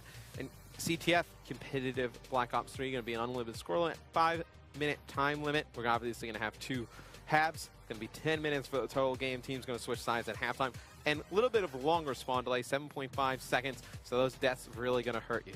Yeah, it's like they kind of ramp up. You know, your life's the most important probably in S&D, the least important in hardpoint because it's instant. Uplink 5, 7.5 here for CTF. It's just you want to stay alive. You get 3 or 4 down in this, you can end up just getting absolutely spawn punished in this one. Now let's see. I'm just watching Legal for a second. He's gonna be pushing through Palace, but he's not really gonna have any pressure thus far. But who is watching from top middle? I think it's Methodz just sitting the opposite side of this mid box, watching for anyone pushing through Palace. He's been really loving the Man of War. Almost gets gunned there by Lacefield, but able to pick up one before he's going to fall. One down for either side. And right now it's just kind of feeling each other out across kind of that 50-yard line of the map. And it's interesting. You're going to see CLG rocking 2 Man of Wars. So it's fully auto. AR, this is really powerful. I mean, the Man of War, you can do some serious damage. I think you got to throw grip on it. This is an AR that needs grip. I don't think you need grip on an M8. You see the push starting to come in on the H2K base. Lacefield and Legal both picking up kills each. Complex still in there for CLG. He's going to drop, but you even see maybe, you know, the little slower methodical play in CTF. The Man of War, not a bad pick. You know, these close quarter engagements with a fully automatic rifle, able to win with those a little bit more than you would with an M8. You see right there what the Man of War can do. Fears just gets absolutely melted there by Methodz. No, nice shot by Methodz. That was really sweet. Yeah, I agree with you because do I prefer something like the M8? Absolutely, but when you have kind of these close to mid-range gunfights, it helps to have something that you can have at least some degree of automatic fire on. Now let's take a look. It was a nice effort in push by CLG early. They were the first one to really get aggressive with that 3-man push, but they got shut down pretty effectively. Felony destroys one, but he's going to end up actually falling off there. Didn't have enough juice to get across that wall run. Phizzurp doesn't kill him, but kills him. Yeah. Assisted suicide basically is what's going to be coming up here for the first one. Now it's going to be another push coming in from CLG. If you take a look at the map, it's basically been all aggression for CLG here early on. I like how CLG's playing right now, Maven. You know, H2K rotating back their base, winning some gunfights, but eventually these are going to go in favor of CLG at some point. And you One player to beat there. Yeah, you just can't keep fighting out of your own base. If you are H2K, you just keep rotating back. You're giving up so much map to CLG right now. Had one player for H2K go on the overextension, really count on him to make a play. Yeah, I mean, it just seems like for the most part here, it's been entirely them turtling in the back trying to deal with the pressure. If H2K picks up some kills in their base, this could potentially be a counter camp. And you see the guys from CLG, they are so spread out, nobody in position. Lacefield trying to pop that vision pulse, win a gunfight mid-map, relays that information to Legal with the flag. He's got no idea where to go now. No, because he's just waiting for teammates to pick up kills, but everyone just playing so slow right now. This is really odd. Usually you see a stalemate like this when both teams have the flag. That was quite odd, because Legal had the flag just in the CLG base, and they're like, great, just stay there. Like, we're just going to kind of hang out in the mid-map, really not push anything. And H2K didn't win any gunfights, and now it's resulted in Methodz running down the left-hand side of the map. You can see on the minimap there's one player for H2K in the base of CLG. It's going to be Lacefield, going to be able to get a flagpole, but everybody for CLG winning their gunfights. Going to have Lacefield somehow get away down towards this palisade. He has one player right next to him. No, that player's going to get cut down mid-map. That was Blfire. Yep, now we're going to have a bit of a standoff here, Matt. We're going to see who's going to be able to get the first break here. And this, we'll see how long this can last. It's really going to depend on who decides to get a little gutsy and get forward. Phizzurp's going to get the first pick. So for me, that means you guys got to start to get forward. But Phizzurp's going to drop pretty much immediately. Who was his teammate mid-map? He's going to drop as well. That was actually Legal. So now the roles have reversed. It's probably going to be CLG that starts to push forward to some degree. They have 2 playing back on defense. They've called out an HC car as well. Complex is on the top part of the map here, but you can see where they're holding. Well, usually what you see here is just one player getting really sneaky. The guys protecting the flag get a little bit lazy, and they're able to just sneak in, make a play. Complex kind of that man in position for CLG to make something happen. Phizzurp going to win that gunfight on Blfire. That's a pretty easy gunfight. Blfire's not going to win that many times. He's the person peeking out, and behind that, you know, AC vent was Phizzurp, not going to win that off. But it's Legal. He's able to kill the flag carrier. Somebody picks up, kills another, but he's getting hit from behind, so not going to be able to work on the return. If he knew there was nobody else there guarding it, yeah, he would have been able to get a return. And Blfire should be able to grab the flag. He will have it in his hand. Teammate's going to be spawning on him now, so everything going to remain the same. We got 35 seconds left here. Teams feeling each other out. CLG getting pretty aggressive. And yeah, who do we have at the bottom? That's going to be Methodz trying to push forward. He's got a couple here. He used his vision pulse. They're going to know right where he's coming from. He's been shooting as well. The flag carrier is going to be flying back right towards him. He saw him for a second, just going to tease. Yeah, and they have this flag carrier on the run right now. CLG, and Methodz able to pick up one. Now the flag carrier still has to just make any kind of move down that left-hand side, and that is a scary position to be in. And look at this, Legal on the hunt as well. This is the definition of on the hunt. He's like, where is this flag carrier? I'm trying to catch him. He sees him. He's trying to get forward. You don't want to need to use the scythe. No time on the clock right now. And that's just going to end basically in a stalemate. Both teams having, that was over the, what, 90 seconds, 2 minutes that's of them. A very long stalemate. Yeah, very, very long stalemate is correct. And that's one of the things that, unfortunately can happen with CTF. You get in that position where the flags from both teams like almost entered towards the middle of the map there at the end. Oh yeah, if that play would have been happening with about 30 seconds left, that would have been a crazy final 30 seconds. Just not enough time really to see how that ended, because it went from what, everyone holding it kind of in the back of their base to just everything about to converge there across that mid-map line. I think this is going to be a 1-0 game. Oh, I can't you think see, so? You feel that way? Yeah, I can't see anything more than that happening. I mean, we still do not have somebody with 10 kills here in the lobby. Oh, that's unreal. After 5 minutes supply, we don't have somebody with 10 kills. Unreal. That's definitely one of the slower halves of CTF, but let's see if things kick into gear. The one thing is, once usually you get your first score, things will typically speed up a little bit, just because there's a team that has to get a little more aggressive, try to get some points on the board. When you're sitting at a tie like this, you can play it a little bit more passively, play for streaks, feel the other team out. Well, that's the thing with CTF, right? You want to play aggressive, you can't turtle your base. But the thing is, you play aggressive, the other team puts 3 on their flag, they sneak 1 on the OE. That player wins 1 gunfight in your base, and if you don't pull that flag out, do something incredible at theirs, that's an easy cap. Well, Legal's got to rotate back to defense here, give his team a solid spawn, because the pressure's coming. He knew he had 3 down, and he's going to get gunned down pretty much immediately. Now, this is CLG flying forward. I think they have a Psychosis out right now. Heat Wave is going to be up as well. Let's see if he decides to pop this. He can Heat Wave him and push through very easily. He wants to save it for now. He's got a couple trophies to go with it. But so far, doing a good job holding is H2K. Both teams just playing this really slow. I mean, nothing really going on. You see, Legal is going to wrap all the way. He's going to pick up the flag. Going to turn, try and see if a player's look across mid-map. Mid-map is entirely red. This is the same thing that happened last time H2K got the flag. CLG just had mid-map control. And actually, one player from H2K picks up a kill on that far left-hand side. Legal going to challenge, win a gunfight mid-map. Going to get in a Palace. You see 3 kills go in favor of H2K. This is a cap. Absolutely a cap. Now that's the difference. This time his teammates were there to pick up the big kills at home, get the defensive plays they needed, and now that's going to provide him. He's got the doubles up on he's got the scythe. See, if he can get full streaks, this would be huge. If you're his teammates, you try and bait for Legal, and as I say, that Felony picks him up. Fierce gets dropped as well. 3 kills for Felony in the kill feed, trying to make a play. Cap counter pretty much immediately. It's got potential for it. They can hit this bottom palace side. They're spawning top, and they're in like a triangle right now of CLG players. Look at this, one player actually spawned in Palace as well. That spawn has got to drive him nuts. They thought they had a cap for sure, and now the return comes in, and that's what? Is that Phizzurp that got the spawn? Yeah, I believe so. He actually spawns in Palace as right the rotate where Felony was running the flag. Problem That's with a tough one. Yeah. You had someone, as I blow this up, the problem was they had 2 players kind of push through middle, and they were rotating the bottom to take that flag run. 1 player pushed towards the top, so they forced that spawn there. I mean, that was their own fault, in my opinion, from CLG. They had 1 player sort of pushing the top side of their base. Where is he going to spawn? That would have been a cap. He could have spawned. They play that right. That's a cap. 100%. He either spawned to the second hard point, or he was spawning in Palace. That's really the only 2 places he was going to end up popping. Oh, unreal for CLG. If you're a CLG fan out there, that's a tough one to watch. Note just a little miscue right there, but just like spawn we said, control is just like we said in huge. the uplink, it's those minor errors that really kind of holds this team back. Yeah, I need to go back and rewatch that one, but I'm pretty sure that player that stayed around the base was kind of playing that top side, and that's the reason they're going to get that spawn. So, I mean, Phizzurp, you got blessed a little bit there, but you made the most of it, picked up 2 kills, and got the return. So the way I see H2K losing this, if they do, is if they turtle their base a little bit too much. If they sit in their spawn play way too defensive, I can see CLG picking up some kills, taking advantage of it. Fierce has that Annihilator, gonna save it. Unless things get scary, you're gonna see Felony picking up another one. He's been a man on a mission the last minute or so. He had that 3-piece, open it up, trying to get that pull out. Woo! He gets taken out now, using that HCXD. He's just jumping around everywhere. He's okay. What's he trying to do? Is this Frogger? Yeah. Able to get in, pick up 1 inside the lap. He's going to drop as well. That's 3 down for CLG right now. Now, do you just try to, I guess you can just kind of try and play like a mid-map defense right now. I take it back because you're running into the scythe right now. Blfire is the only one up here in the mid-map. You would have liked to see him wait for his teammates to use the scythe. Picks up 2, but there's nobody in position to make a play right now. You have 1 player pushing the base on that far left-hand side. Going to be Methodz of CLG. Now the player's starting to get pushed up. You see this is perfect. A lot of special abilities being used, and it's Fierce with the Annihilator picking up 1. Now it's going to be Felony running the flag down that right-hand side towards the B-bomb site.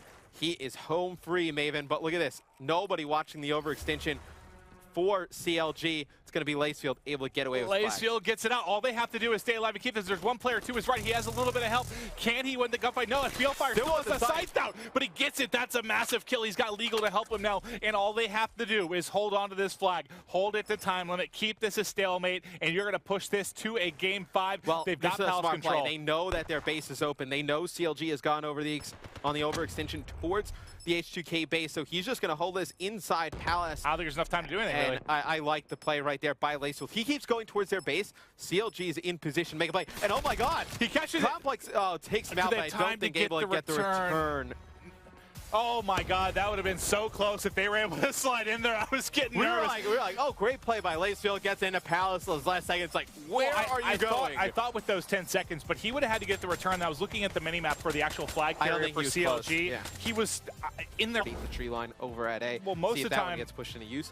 And there's a Shiva protected. Last time it was protected, they beat Complex too, man. Led to a W for H2K. Now, when we look at this, usually on defense, you're going to be set up typically 3 around B.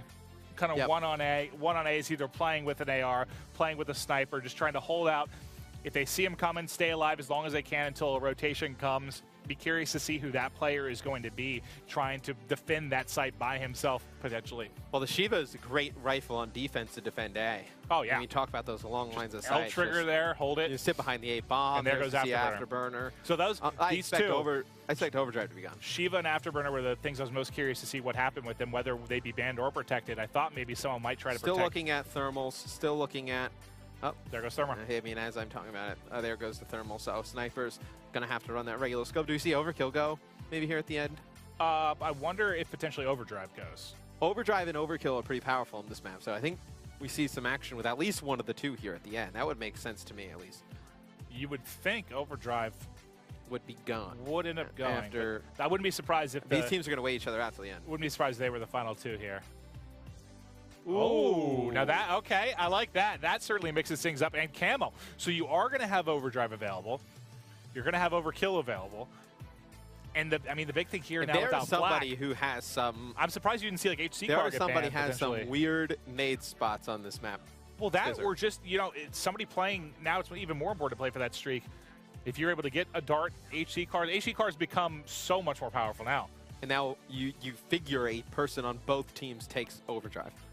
I would think so. With it still in the game, you can get to pretty... I mean, you can get basically inside of bunker when you're playing defense and just wreak havoc on somebody. You can get up into their window and just really pick that first player off. You know, you force them to rotate out of that. I love how common heat waves become, because at the qualifier, I still honestly, I'll be frank, I had not really used heat wave yet. The game had barely been out. I haven't really messed with it much. I was going for my hero camo, so I was like, this is brutal. I was like, how are people using this? But and then you realize that it has a circumference, like it's the area that it hits is basically the whole map, and you can just crush people. Overdrive come in. There's Overdrive, yeah, going to be for Blfire. I expect Phizzurp to go Overdrive. I'd be shocked if they don't use it at least once. Well, camo's out. What else do you have? Maybe Glitch, Overdrive would, I think, be the most solid one left. Vision Pulse, potentially. I think it's got to be Overdrive, right? You would think. Taking a lot of time, though. Well, it's Vision Pulse or Overdrive. I think are the two for me.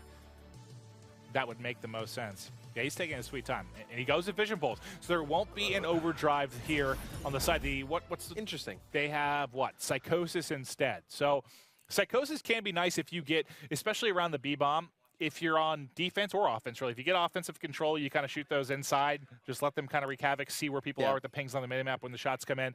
Same thing goes, really, when you're talking about the defensive side of things as well. I think H2K. I think H2K is going to regret it. I think they're going to wish not they having had Overdrive. Yeah, I think so too. But Blfire is like an odd player to have it though for CLG. Not the fastest player in the game. No, not the fastest player in the game. Maybe like Methodz or Felony with Overdrive. But I thought there at the end, Phizzurp's like a perfect Overdrive type of player. You know, somebody who's going to try and get into these, you know, weird, quirky positions, try and make a big play on a flank, or you know, hit something right off the bat. I feel like Overdrive would have been a perfect play.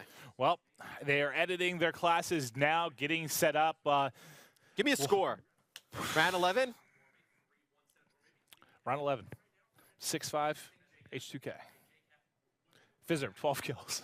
Phizzurp, 12 kills. Sticking with my 12 kills.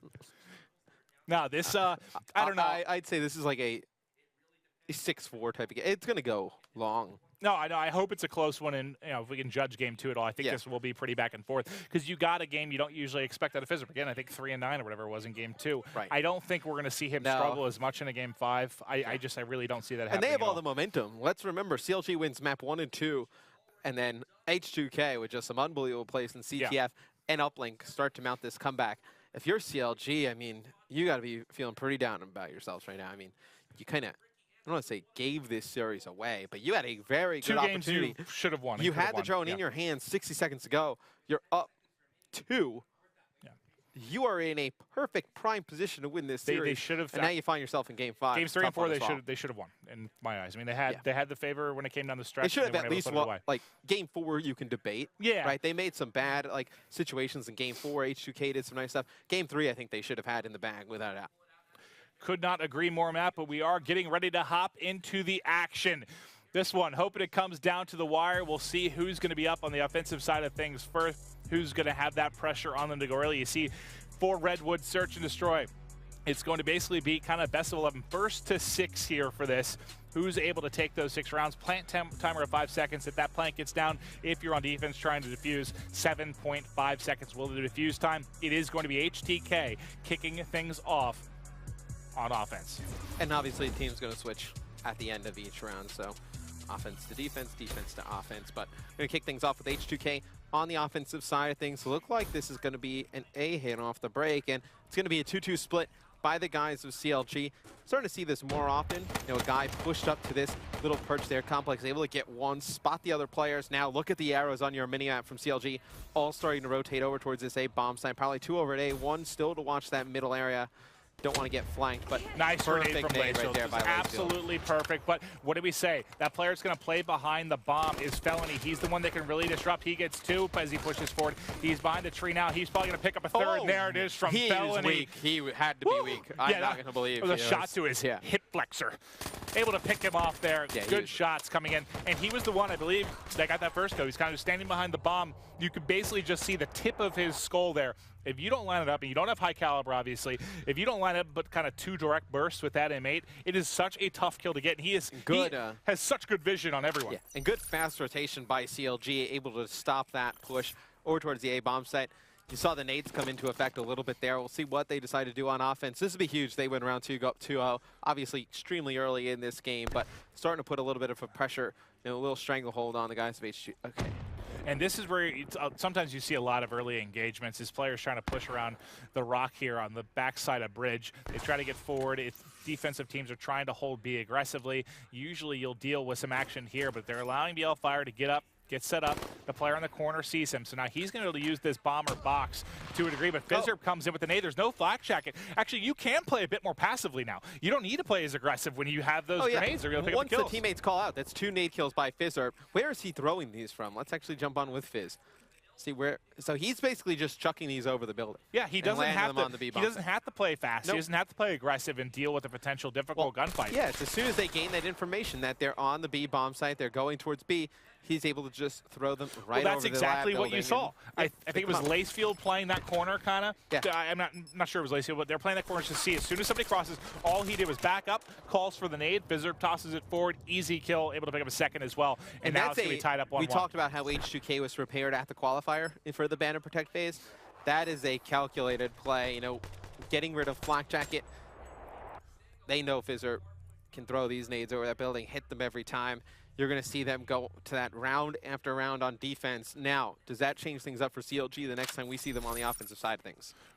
I would think they'd have to play, either hit something fast, hit it hard together, or play exact opposite. Just play for a pick, but you can't get in a position where you can get grenades. Like, you're not going to be able to just go there and stand really on the bomb site like he just did. I think you'll have Felony, I believe, was going to learn his lesson from that one. Yeah, and you're going to see Phizzurp and the guys of H2K starting to push over towards the A bomb site. And I like what they're trying to do. They're really just targeting that player on that back tree. Blfire coming on the flank, taking him a very long time to get there. It's a player directly around the corner, though. And it's going to be a big gunfight here. It's going to be actually a 3v1 now as Methodz gets taken out cross map. They know exactly where Blfire is. there's no reason to be watching that angle. Yeah, yeah. Look at there's one player left. He is not coming from that way. Like, do they talk to each other? Like, I'm not sure. I believe Phizzurp might have thought there was a second player left. I respect watching the wall run right there, but I mean, you know this player is. But that's the reason I switched over to Blfire is that I mentioned that you always want to have a player on offense that's kind of playing around bunker. Because whether you have a player that's going to flank through top middle and come through bunker or wrap around bridge, like I think is what Blfire actually did, it makes it, if you leave that flank open, it's 2 or 3 easy kills sometimes. But he waited in that corner. So let's stay on with Phizzurp. Even though we may not see something right off the bat, I want to see where these nades are coming from. So he's going to have this lined up. Oh, man. Okay. Well, I imagine he's not going to be very happy we're giving his secrets away. But I'm sorry, this is totally worth it. Lessons with Phizzurp. He's going to be watching the back. He's going to get the call. Let's see. So he lines it up with that, and then he just chucks it right over. And let's see if this is going to connect with and then they're throwing stuns they get as well. So. He's able to at least stun a couple up here, but now you can get the spot, see how he's playing this, and he knows there's no flag. The car's coming. They're all running away, and they're able to get out of dodge. Great plays here from the folks of CLG. Methodz then waiting on the corner rock. He's able to pick up one. Phizzurp gets forward, though. He's got to know that she was around the corner. He cannot challenge this with the VMP. No, he's got to wait for his teammate to get over, and Lacefield, just not enough time here. It looks like he's going to be fighting a gunfight in the back. Would expect CLG to try and pinch him here. They're actually letting him stay alive for a very long time. Complex wins it. Well, now I'm curious. You asked what would change for CLG with regards to their push. They did about the same thing. 2 players kind of playing around B. Where were they standing that the grenades didn't pick up the kills this time? What was different for them that they weren't being taken out? They had Methodz all the way on that back rock. Well, they still had 2 players pushed up by the bomb, though. They may have had double trophy this time. I believe the last time they only had 1. So you saw, I believe it was nades from Lacefield and Phizzurp go over. The trophies only blocked 2. So I feel like this time they probably had more than 1 trophy sit. That very well may be exactly what they did. They just decided to combat that with trophies. It's good to see them. They learned their lesson the first round. They decided to go back and hit the same spot. Now, we talked about middle map control and how important that can be when you're playing defense. They have 2 players right now playing up close middle. And this Shiva can be so deadly. I don't know if that's you don't want to push in a bunker necessarily with that. That would be a tough gunfight. And who got aggressive really? That was Blfire again. Remember, he was the one that pushed the flank the round prior. This time, they waited for it. You know, he's that's playing really aggressive with overdrive, but not working out for him right now. Blfire, a player who traditionally has been a little bit slower, takes a little bit more time, a little bit passive of a player. This time getting aggressive here in this Game 5 S&T, just not working out early. Yeah, he's 0-3 right now for him. And, you know, he's had a couple nice attempts at a flank, but just getting caught every single time, not able to put something together. It looks like they're going to be favoring A. So who's going to be the first man on defense here? It looks like it's going to be Complex. And how is he going to play this? He may catch some perfect timing here. This could definitely be perfect. There's one. Does he challenge the second? The wall run's going to come in from the right. I don't know if he saw that player jump over the bomb. He's still able to pick up a second. Does he realize a player got by? Was there anyone to pick that up? Yes, his teammate was able to get that. So it's just going to be legal here. Stranded by himself. 15 seconds left. Bomb down on site. Nothing in the world he can do to win this round. No, perfect timing by Complex. I think he really makes a difference. He hits that while running. You can see, via the Archon, no view in the broadcaster mode. X-ray vision. Yeah, the X-ray that he's able to come around the corner, catch those players sprinting directly down that bridge. All right. That is going to give them a round advantage here, 3-2. CLG shutting down the A aggression. Now let's take a look here and see what we expect to see. They've been so B dominant. So let's see how many players running trophies. So you have we got 3 1 trophy. So 3 running trophies. 3 total trophies on the map. Yeah, that's going to be what the difference is here for the grenades. Now let's see. If eventually still in the same the guys spot. on H2K have to adjust and actually play at the site. And that, because you can only play back like this again if you're trying they don't to have trophies. Usually you play much more aggressive, but they're going to give it up again. Here they come. Now I'm going to check the other point of view now. Let's see from their view. Yep, those trophies. And the trophies are They're down. just going to wait them out. Take care of it. Yep. There they both come in. There's waiting them out really at this point now. So I believe. Actually, did they even use? No, they haven't even used their trophies. There's waiting them out this time. There goes the trophies. Now they're getting them in. They've seen the 2 early grenades come in for Phizzurp. Well, could Lacefield have seen them go down to bomb, then CLG have gotten off of it right away? They just peeked it real quick, so he wastes them. I mean, if you didn't toss any of your trophies, you got to think that's the case, right? Yeah, you got to. And I think you're seeing an HCXD coming in from the side of H2K, trying to get over towards that B bomb site. Don't think anything's going to result in it, but look at this. The guy with the bomb just kind of hanging out all the way out here. Maybe 25 Does he understand seconds he has left. to plant? Yeah, he has to I think he realized it as he's wall rolling. Like, I gotta go. Hit the boost there off the ledge, getting forward. He knows he has to plant. There's two players getting aggressive. The heat wave comes in. All of a sudden, it's a 2v2. Make it a 2v1. It's gonna be Fierce by himself. 10 seconds. The plant should be getting down. Yep, he's gonna have plenty of time to get that in. He also is gonna have his overdrive, so that's worth noting for next round. And there's Complex on the corner with the M8, able to shut down Fears. 4-2 advantage for CLG. We'll start things off with Blfire. Let's see if he's gonna use that overdrive. They got into a really scary position, CLG. I mean, Felony is over just dancing around. Dancing on the wall run. I think we kind of went to him right as his brain said, oh, God, I have 25 seconds to get this bomb down. I am the bomb carrier. There's 25 seconds left. I'm nowhere near a bomb Going site. towards A is great, but he didn't have anyone with him, so he couldn't go there and drop bomb, or that round's over if he dies. Everybody was up in the game. There was nothing he could do, really. Does Blfire use this, or he's? I would hope not. That would be the ugliest use of overdrive I've ever seen. Yeah, that would not be. Does he use his HC this time? Put them up 5-2. He could use the HC and just sit on one of his teammates behind the B bomb site. Actually, I think they shut down one from Methodz potentially. They shut down. I saw on the minimap an HC did come out. Does anyone else have anything? So it's Heat Wave here for Complex. That could potentially be a difference maker. You just saw kind of a nice use of it. Really see how scared the guys of CLG are from those nades. You see trophy systems all over the map. Pretty much everyone on CLG running trophy, and you see the A stack coming in from H2K. They're going to try and make a play for this player to the left of Complex on that back tree. You can see, I believe that's a Methodz. They felt it out and said, nope, don't feel like dealing with this. And now you're going to see the rotation coming across as two players are going to refocus on the B site, and out comes the car. Let's see if I can hop on with that player. I think it's Blfire. Yep, just sit here with it. I mean, it's a perfect play. 25 seconds left.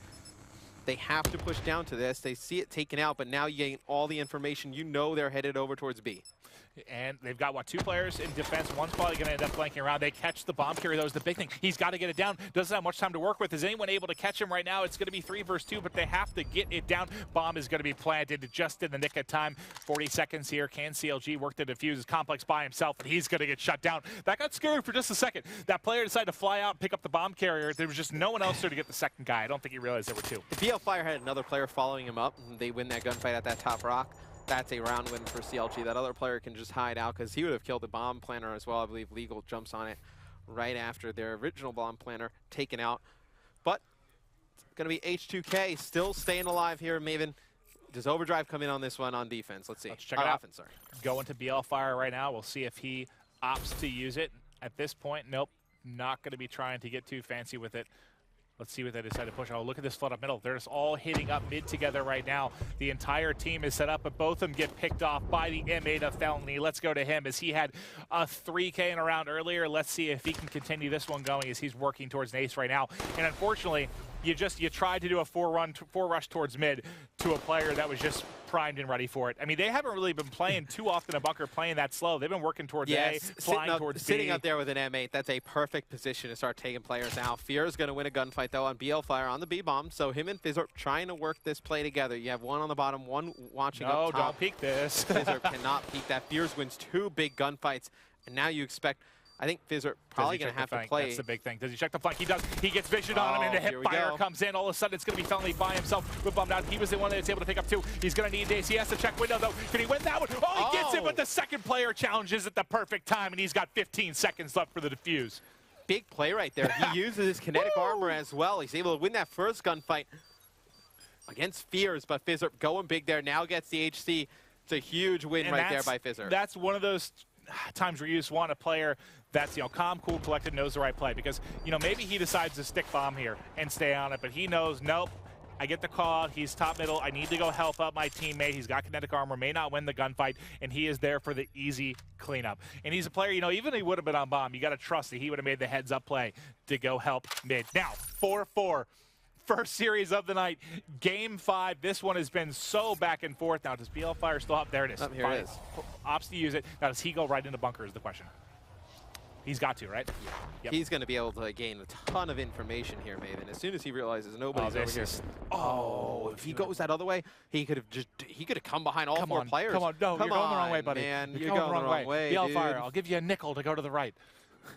And now, but see, at this point, the problem is so much time's gone by that you have him wrapping back. So now Blfire might actually get caught out. And he does. That is unfortunate right there. And that's just guessing. You know, he's not sure if they're going towards B. He's not sure how they're exactly playing it. Thinks they might go A. If he would have hit that B flank on bridge, he would have had at least a kill or two. 4 players lined up on bridge. He would have killed at least what? What, the 2? The four kill collateral with the VMP? No, I don't think we would have seen that, but it would have been something close to it. Fears, though, picks up another one, doing a nice job using this cover in water. I love this spot, actually. You're able to just kind of pop your head out, sit behind these lobs, take people out easy. He has Psychosis again. Woo. Him and Phizzurp doing a nice job putting H2K 1 round away from making the comeback here against CLG. Oh my God, and remember, if you're tuning in late, a reminder, it was 2-0. 2-0 CLG. This is the reverse sweep we have on our hands here, potentially for H2K. I like it, the reverse sweep. The reverse sweep. Can they do it? 1 round away right now. This is unbelievable. So what do we have at the hands of CLG? You have nothing in abilities and you have Vision Pulse. That's it. 1 Vision Pulse and from Methodz and a Heat Wave. I think the guys over on H2K are pretty stacked. He's pretty vulnerable. You got a Vision Pulse and an HC. You got a Vision Pulse and HC on Phizzurp. You got a Psychosis on Fears, and Lacefield very close to a Heat Wave as well. And they know they've been leaving this wide open. Just go get the bomb down. Yeah, they've been tossing nades in. You have the trophy. Somebody else needs to toss in one as well. And that's going to be an easy plant. Now, can he get back? Someone needs to set up a rock. Someone needs to watch the flank, which they have 2 players. Well, 1 player really watching the flank. That'll be Complex. And they have Felony. That's going to be set up. And look at that. Methodz knows where every single player is. He knows they're all inside. I don't even know why Complex is still watching the flank. He got all 4 players tagged, did he not? Well, maybe that didn't hit him. Well, you see the Psychosis actually following up the drone use. Oh, I thought he used it. I'm sorry. I thought he used his Vision Pulse. That's what I was saying. No, it was Phizzurp picking up 2 with the HC right there. Oh, my God. And that's going to close it out. Is going to be the HC. Wow. And Complex again. So, I thought he hit his Vision Pulse. That's what I was like, he's got eyes on everybody. I was like, why isn't Complex turning? CLG is like, dude, man, we could not have played that any worse. But so what happened there is Phizzurp is sitting in the bottom lab area. He uses his Vision Pulse, tags the guys up on CLG. See, I heard the Vision Pulse off. That's why I thought it was. So what happens is that player's playing on that rock, watching that B bomb site. He gets tagged by Vision Pulse. He backs off of that. Then you see the Psychosis come in from Fierce. And then the car they start to go everywhere. And the car kind of follows the clones, and the 1 player gets on bomb. So now they know that there's nobody looking at bomb. They have that car there in a perfect position to stop that player to get in position to look at it again. Phizzurp picks up 2 with it. I believe there's still 2 players alive for CLG at the time. Well, and the bomb gets defused. Just unbelievable team play right there. That's one of the things with the HK car. You talk about it's pretty easy to, I guess, kill. It takes a couple shots. The flak jacket ban, huge. But when you have those drones kind of leading the way and you're able to kind of bob and weave that car in between, leads to a 2-piece. What did I say? I said, how many kills did Phizzurp get? I got to check. He had 12? If he had 12. He did play much better, though. I mean, he had those big plays with the nades where he shut down a round. No, he had 9. 9 and 5. But that's much better than the 3 and 9 much game closer 2. to 12 than 3 was. You expect him to have a much better game in game 5. Woo, that was a treat for the early game. Yeah, that was a great first match we had here. I believe next it's going to be Optic Gaming versus Elevate. Should be a fantastic game as well. Let me take a look. Yes, that is going to be our next one. I have my trusty pen and pad here as I'm making notes. Yeah, we can take a look at some of these highlights, though, from this Search and Destroy. CLG, they had this series. And, credit to H2K. A lot of teams, down 2-0, probably would have been heavily affected by that. They took advantage of the CLG mistakes once you saw them come in game 3 and game 4, even game 5. I mean, this round right here, Blfire, if he hits that flank earlier, he's able to pick up those kills. You can't really, it's not that he made a wrong play, though. Like, he gets in there, he gets in the base, and he just didn't know what side to really go. And right as you see him try to come out, look at this is a headshot basically with the car just flying in. Well, usually you expect the player with Psychosis to follow up those clones. Not a race car. He dipped down back into the water, got up, probably thought he was going to have a player challenging him. There's a car right in his mouth. Unbelievable. And that's, we talked about the ability of this H2K team to affect the game really in the Bamber tactic. They did a great job. You saw them. They had the Shiva, which ended up helping them out greatly. They banned Flak Jacket, which obviously in the final round. Well, you have 2 rounds that came down to that entirely. You win it with the car in the final round. And then the nades, their first defensive round you get. So that's 2 out of your 6 round wins really came down to the fact there was no Flak Jacket. But CLG, I thought, did a really good job countering that the first time when they got the trophies. They were able to take they stacked up on trophies, but came up a little bit short. Well, miscues, man. First match is in the books. The reverse sweep for H2K is they're going to start 2-0 on the league. We've got a quick 5-minute break. We'll be right back with more CWL action.